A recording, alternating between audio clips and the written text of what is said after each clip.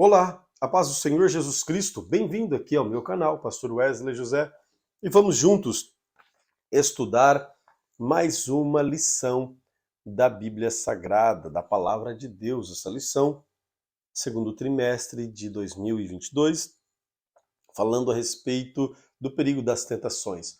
Já falamos de José, já falamos de Davi, alguns outros aí, e estamos há 2 domingos falando a respeito da tentação de Jesus lá no deserto, quando o Espírito o conduz ao deserto, Mateus capítulo 4.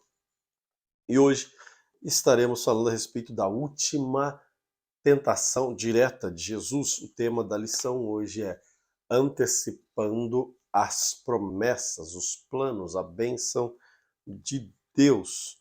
Mas antes de adentrarmos especificamente na nossa lição, preciso te apresentar a nova lição do terceiro trimestre de 2022.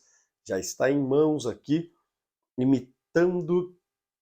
imitadores de Cristo, lições extraídas das palavras de Jesus aos apóstolos. Estaremos falando então no próximo trimestre, a partir de, vamos ver a data aqui, de 3 de julho já, ó, falta pouquíssimos dias. A partir de 3 de julho estaremos falando sobre morrer para viver, abrir mão do eu para seguir a Cristo. Aqui é maravilhoso, né? Paulo diz assim, para que os outros possam viver, nós morremos, para que neles opera a vida, em nós opera a morte. Então, estaremos estudando essa lição no próximo trimestre. Quero também aproveitar a oportunidade para parabenizar os pastores. Próximo domingo, dia 12, todo segundo domingo do mês de junho, todo segundo domingo do mês de junho, é comemorado o dia do pastor. A Bíblia diz que é Deus quem dá pastores. Então, que Deus continue abençoando a vida de você, amigo pastor, que está militando, trabalhando nessa linda obra. Que Deus te dê saúde, força, vigor e continue firme e constante neste lindo trabalho. Também aos casais, dia 12 de junho, dia dos namorados, que Deus abençoe todos os casais e muitos bombons e flores, né? Para este e os demais dias também. Na lição de hoje, o nosso texto áureo está, o texto principal, está registrado nos Salmos de número 24, verso 1. O salmista Davi, ele vem falar a respeito dos Salmos. Ele começa dizendo: do Senhor é a terra e toda a sua plenitude, o mundo e os que nele habitam. Agora ele pergunta, se tudo é de Deus, se tudo foi Deus quem criou, Neemias sabia muito bem, no livro de Neemias, o capítulo de número 9, diz assim a palavra de Deus. Neemias, capítulo de número 9, a palavra de Deus deixa bem claro, versículo 6. Só tu és Senhor, fizeste o céu, os céus dos céus, todo o seu exército, a terra e tudo que nela há, os mares e tudo que há neles. Tudo conservas, e a todos convida, e o exército dos céus te adora. Deus fez todas as coisas. Deus criou todas as coisas. Nada escapou do poder da criação de Deus. Não existe nada que veio à existência que não fora Deus quem criara. Este nosso Deus é todo-poderoso. E sendo dele todas as coisas, o salmista pergunta: Senhor, quem habitará no teu santo monte? Quem é que poderá permanecer no lugar santo? Ele traz ali algumas respostas: aquele que é puro de coração, aquele que é limpo de mão, aquele que não jura enganosamente, aquele que não empresta o seu dinheiro com juros. E assim ele vai colocando uma listagem, tanto no Salmo 15 quanto aqui no Salmo 24 também ele traz isso. Depois ele vem com aquela: levantai a porta as vossas cabeças, porque ele fala que vai entrar o Rei da Glória. Quem é esse Rei da Glória? O Rei da Glória é o Senhor dos Exércitos. E vamos então para a nossa lição. O resumo da lição de hoje é: não devemos antecipar o que Deus tem para nós, barganhando com Ele a nossa adoração e serviço. Primeiro que a gente não consegue barganhar com Deus, não tem como. Primeiro que se nós acabamos de dizer que tudo vem de Deus, tudo é de Deus, todas as coisas foram criadas por Deus. O que é que o homem tem para oferecer a Deus? O que é que o homem tem para oferecer a Deus que é capaz de trocar por algo que ele pode fazer por nós? Explique-me se for capaz. Nada. Ah, mas o homem pode adorar. Ok, a adoração do homem é por gratidão. A nossa adoração é pelo que ele já fez por nós. Nós o adoramos porque ele é todo-poderoso, porque ele é Deus, porque ele é Salvador, porque ele é magnífico, porque ele é tremendo, porque ele é amor, porque ele é graça, porque ele é justiça, porque ele nos resgatou, nos redimiu, nos salvou, nos limpou, nos purificou, fez tudo por nós. Nossa adoração é gratidão ao nosso Deus. Então, Senhor, eu vou te adorar porque eu vou te fazer algo. Não, não tem como barganhar contra Deus. Você não tem o que trocar com Ele. Ele fez tudo por nós. Primeiro, Paulo escrevendo aos Efésios, ele diz que nós estávamos mortos em transgressões, em pecados. E ainda assim, ele deu o Filho, ele entregou o seu Filho para morrer por nós em estado de pecado, praticando transgressões, iniquidades, ele permitiu que o seu filho viesse morrer por nós. Então, não tinha uma troca. Ele fez porque ele é Deus, porque ele é amor, como João deixou registrado. Porque Deus amou o mundo de tal maneira. Então, tudo é de Deus. Nada nós temos para oferecer. Não temos o que oferecer, não temos condições de barganhar com o nosso Deus. Então, não temos como fazer essa troca. Fala, Senhor, se o Senhor me der, se o Senhor fizer, eu faço. Como assim? Deus faz e Ele dá, Ele é misericordioso. Mas não porque nós prometemos fazer alguma coisa. É muita simplicidade do homem achar que Deus está fazendo isso em contrapartida do que Ele fez. Não, não é assim que funcionam as coisas para com Deus. Ninguém barganha com o nosso Deus. Nós vamos estudar então nesta lição. Eu venho falando aqui, repetindo que o diabo ele vem tentando o homem e ele tenta o homem em três frentes, as tentações. Nas necessidades físicas, Jesus Cristo padeceu, estava com fome, e agora o diabo vem e fala: olha, se você é filho de Deus, então ele coloca em xeque aquilo que Deus falou. E aí reitero as palavras que vem dizendo nas aulas anteriores. Qual voz você tem escutado? A voz de Deus ou a voz de Satanás? A voz de Deus é: você é meu filho em quem eu tenho prazer. Você é meu filho que eu amo. Você é a pessoa que eu perdoo e dou oportunidades novas.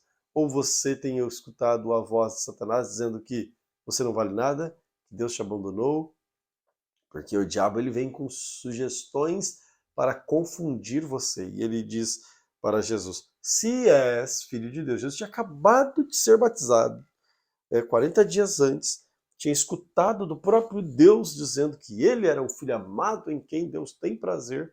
O diabo vem: ah, é? Se você é o filho de Deus, então começa aquele questionamento.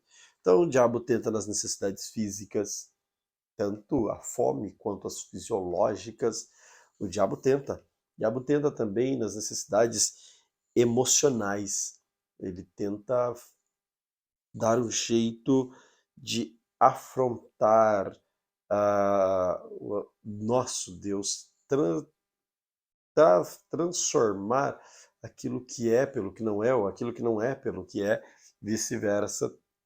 E também nas questões psicológicas, nas necessidades do homem de poder, de liderança, de status, de reconhecimento. E o diabo vem e propõe essas coisas. É sobre isso que nós vamos falar hoje aqui sobre estas aqui. Aí o diabo sim, ele propõe troca. O diabo ele sempre coloca alguma coisa ali em troca. Se na semana passada ele queria que Jesus Cristo se jogasse do alto do pináculo, ou cometendo um suicídio, ou tentando Deus para que enviasse anjos para proteger, fazer um espetáculo ali, agora a proposta de Satanás, a contrapartida é a adoração. E nós vamos juntos falar dessa última tentação direta porque Jesus voltará a ser tentado, mas não diretamente por Satanás, mas sim pelos agentes de Satanás, que Satanás deixou aí nessa terra, alguns dos fariseus que chegavam perto de Jesus tentando-o, e assim por diante. Primeiro tópico da nossa lição: a glória deste mundo. Muda de cenário. Se na lição passada Jesus está no alto do pináculo do templo, agora o diabo pega Jesus Cristo e leva ele para o monte mais alto possível. A Bíblia não coloca o nome aqui, mas diz que leva ele para um monte muito alto. Então, é notório que o Espírito de Deus conduz Jesus para o deserto, para um lugar de retiro. A palavra de Deus deixa isso muito claro. Eis que eu vos conduzi ao deserto para falar aos vossos corações. Mas o inimigo adentra naquele lugar onde Jesus está ali para ser ministrado por Deus, no seu período de jejum, de oração, entra ali sem respeitar momento de culto, sem respeitar nada, para tentar derrubar o nosso Cristo Jesus. Mas graças a Deus que ele tentou e não obteve êxito. Então, Satanás pega Jesus de um lugar de retiro e leva Jesus para um lugar de notoriedade, para um alto lugar onde ele pudesse ver todas as coisas e talvez também ser visto, né? Um lugar de apresentação, que ele poderia receber poder. E a lição é interessante porque ela diz: não é errado, não é pecado receber ou adquirir notoriedade, poder, destaque, honra. Isso não tem problema algum. A questão é de quem é que nós estamos recebendo esta honra? Como é que nós estamos recebendo esse destaque, esse poder? É de Deus mesmo? Ou é da parte do inimigo? Ou é porque nós estamos tentando antecipar a bênção de Deus, os planos de Deus para as nossas vidas? Nós temos que tomar cuidado para não anteciparmos a bênção de Deus na nossa vida, porque toda vez que o homem tenta antecipar é prejudicial, porque isso são iniciativas do próprio maligno, que ele vem oferecendo atalhos, caminhos fáceis, ele vem oferecendo sempre facilidades. E, pasmem, desculpem-me, mas o Evangelho nunca foi atalhos e nem facilidades. O Evangelho começa assim: aquele que quer vir pós mim, negue-se a si mesmo, tome a sua cruz e siga-me. Uau! Quer ir? Ok. Negue-se. Abra mão das suas vontades, do seu eu, daquilo que você pensa de si mesmo. Abra mão dos seus desejos. Pega a cruz. Não basta pegar. Gruda nela aí e siga-me. Então tem alguns fatores. O evangelho começa assim. O evangelho não é é fácil, dá um jeitinho. Não, não, não. Esse não é o evangelho. O que Satanás tem para oferecer, segundo subtópico? Então, o primeiro é mudando o cenário, o segundo subtópico é o que Satanás tem para oferecer. O inimigo ofereceu a Jesus a visão de grandiosidade, coisas que brilham os olhos, coisas que faz o coração palpitar. O diabo vem e mostra para Jesus Cristo todo mundo, tudo o que Jesus Cristo podia ver, tudo que era possível agradar ao coração. Às vezes ele propõe coisas assim grandiosas também para nós e às vezes ficamos um pouco desatentos. E olha só as palavras que o diabo se utiliza. Ele diz assim, Lucas capítulo 4, versículo 6, o diabo, ele sempre, ele é o pai da mentira. Ele utiliza da seguinte maneira: dar-te-ei a ti todo esse poder e a sua glória, porque a mim me foi entregue e dou a quem eu quero, como se fosse dele. Olha, o diabo querendo que desviar Jesus do foco. E voltando aqui, por que antecipar os planos, antecipar a promessa, a bênção de Deus? Porque a Jesus foi prometido tudo. Ele é o rei, o príncipe, o governador de todas as coisas. Ele é o Senhor de todas as coisas. Então, para Jesus está reservado o cetro de justiça. Ele conduzirá todas as nações da terra. O nosso Senhor Jesus Cristo. E então, o diabo está propondo isso para Jesus. Olha, tá vendo tudo isso aqui? Vou dar a você reinos, poder, glória, honra, tudo isso eu darei. Mas ele queria que Jesus antecipasse. Jesus Cristo, lá na frente, quando você abre Mateus capítulo 28, lá no finalzinho do capítulo 28, você encontrará Jesus falando assim para os discípulos: é-me dado todo o poder nos céus e na terra. Agora sim, Jesus venceu a morte. Jesus ressuscitou. Então ele diz com poder e autoridade: é-me dado todo o poder nos céus e na terra. E o diabo aqui, no início do ministério de Jesus, querendo antecipar essas coisas. Então, arrumando meios com propostas mentirosas, com propostas falsas. Primeiro que não pertence a ele. Nada pertence a ele. Se você lê o Salmo 115, verso 16, está escrito assim: diz que os céus são os céus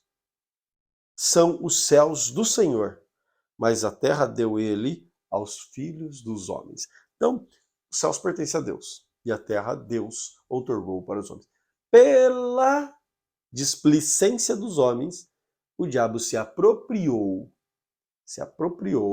e então vem com estes engodos, oferecendo o que ele não tem. A única coisa que o diabo tem, que está garantido para ele, é a sentença. A Bíblia diz que o lago de enxofre e de fogo e enxofre está reservado para o diabo e seus anjos. É a única coisa que ele de fato tem. No resto, ele não tem mais nada.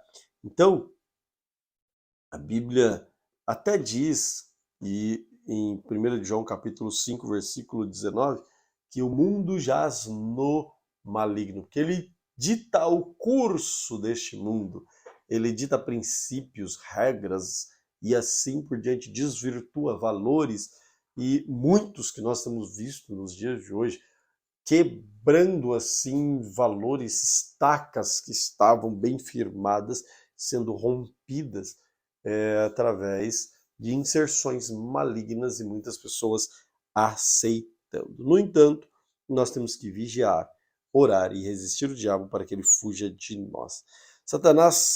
O que Satanás pede a Jesus? Terceiro subtópico, o que é que Satanás pede a Jesus? Com certeza, a visão que Satanás mostrou a Jesus deveria ser muito instigante.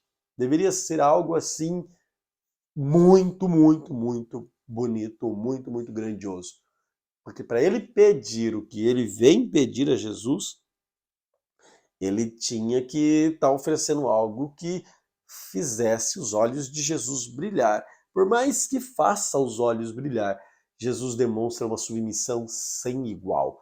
Jesus demonstra a submissão a Deus, o valor de Deus de maneira assim sobrenatural.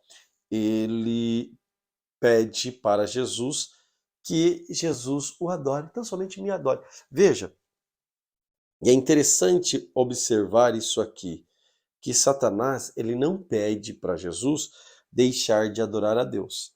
Ele não exige adoração integral o tempo todo. Ele diz, então somente me adore.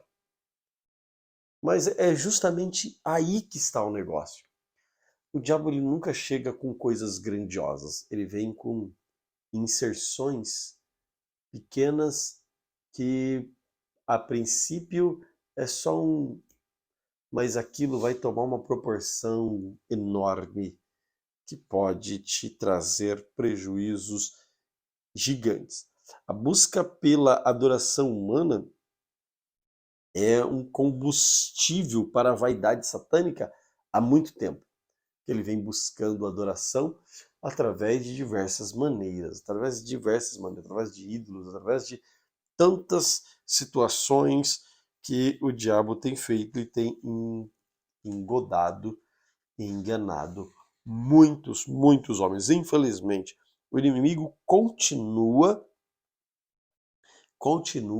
desejando a adoração dos homens. Paulo, escrevendo em 2 Tessalonicenses, capítulo 2, versículo de número 4, ele diz que o inimigo, né, ele continua aqui requerendo adoração, e principalmente dos servos de Deus. Por que que o inimigo faz isso? Porque Paulo diz assim, porque ele se opõe e se levanta contra tudo que se chama Deus e tudo que se chama Deus, ou se adora, né, ou se adora. Todos que são de Deus, o inimigo se opõe, se levanta. E ele quer a adoração que você presta a Deus, ele quer para ele. Isso é notório e está muito claro na palavra de Deus. Então, rejeite.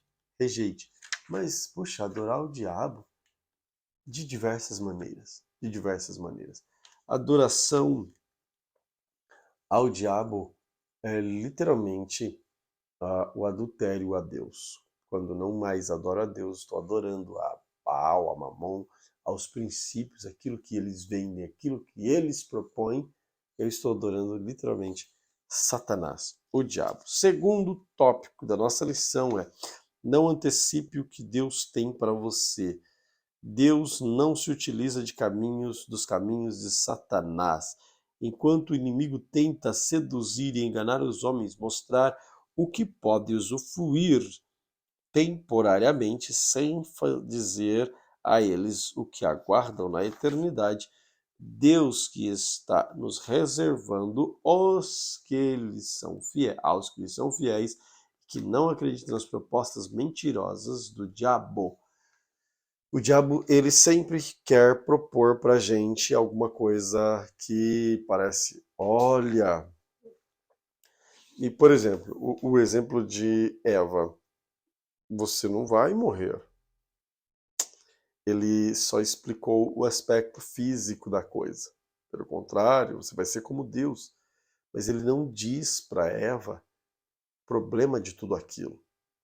Que ela perderia a comunhão com Deus, morreria espiritualmente. Teria uma sentença pesada sobre a vida dela. O diabo não faz isso.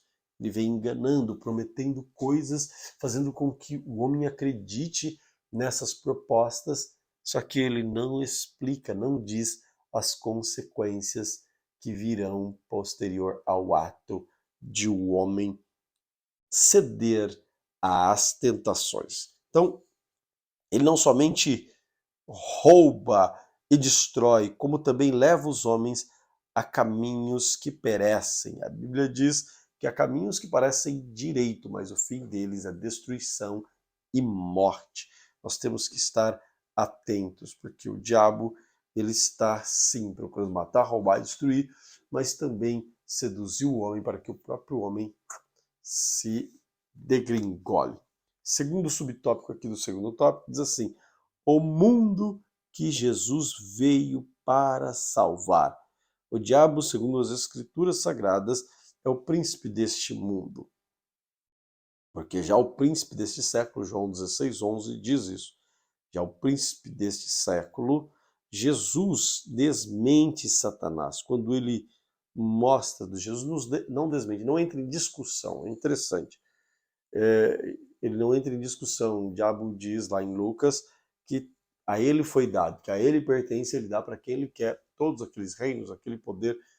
É engraçado que Jesus Cristo, ele não vai entrar aqui num debate para dizer de quem é e de quem não é de quem pertence e a quem não pertence este poder, esta autoridade. Jesus Cristo não faz isso. Jesus Cristo, pelo contrário, ele simplesmente repreende o diabo. Ele diz assim: ao Senhor teu Deus adorarás, só a ele servirás. Versículo 10 do capítulo 4. Ele dá ali uma tarracada no diabo, que o diabo fica torto. Ele até tenta fazer com que o Filho de Deus tomasse qualquer atalho, um caminho mais fácil, mas Jesus Cristo estava firmado na palavra. Jesus, mais uma vez, vai se sustentar através da palavra em Deuteronômio capítulo 6, do 3 até o 14, Jesus Cristo mais uma vez vence o inimigo pela palavra de Deus. Terceiro tópico da nossa lição diz assim: a quem devemos adorar? Lembra do povo no deserto? O povo no deserto era terrível. O povo no deserto era terrível.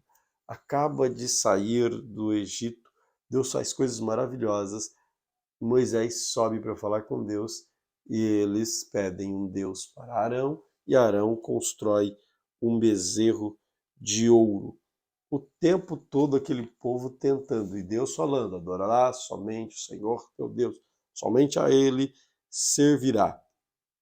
Prometeu uma terra maravilhosa e Deus faz desse jeito. Deus estava recordando o povo aqui, ó. A primeira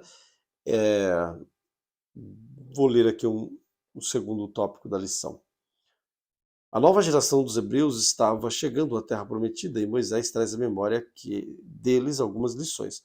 A primeira era que eles adentrariam, estavam entrando na terra prometida, na terra que Deus tinha prometido para os pais deles. Beberiam águas de poços que eles não cavaram, comeriam frutas que eles não plantaram e assim por diante.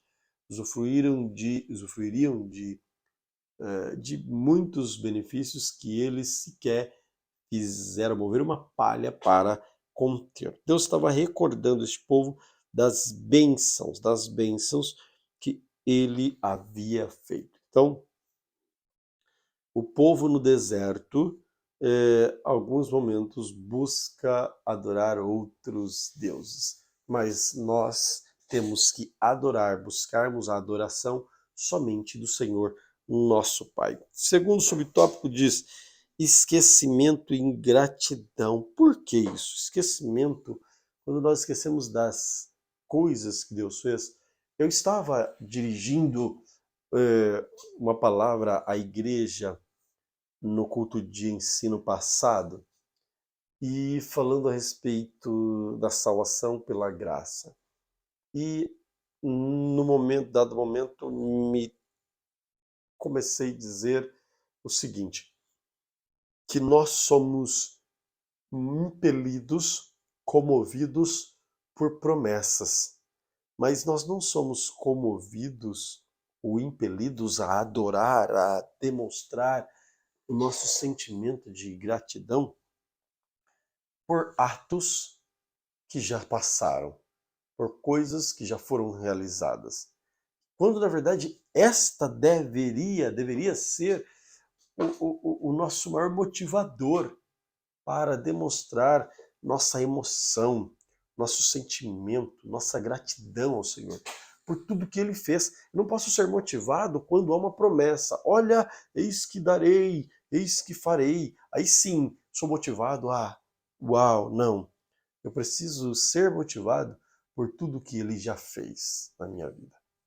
Eu estou aqui porque, Ele acabou de me sustentar.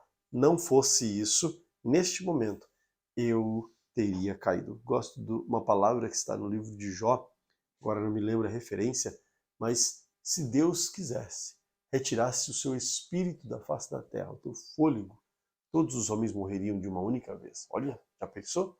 Então nós só estamos aqui porque deitamos, dormimos, porque o Senhor nos tentou. Esse último breve respirar meu, porque Deus manteve meu coração ativo e o ar que eu respiro nas pontas do meu nariz. Então, esquecer o que Deus fez é ingratidão. E a ingratidão, ela é seguida de um sentimento de rebeldia.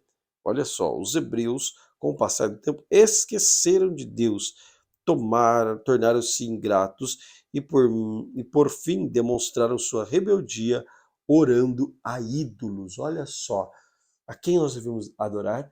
Se você pegar Deuteronômio, capítulo 5 e Êxodo, capítulo 20, você encontrará aí: adorarás somente o Senhor teu Deus, somente a Ele servirás. E tantos outros, Mateus, Deuteronômio 6 e tantos outros lugares da Bíblia Sagrada, que deixam muito claro que a adoração precisa ser feita ao único que é digno de honra, de glória e de louvor, ou seja, o nosso Deus Todo-Poderoso. Quando eu me esqueço do que Ele fez, eu me torno um ingrato.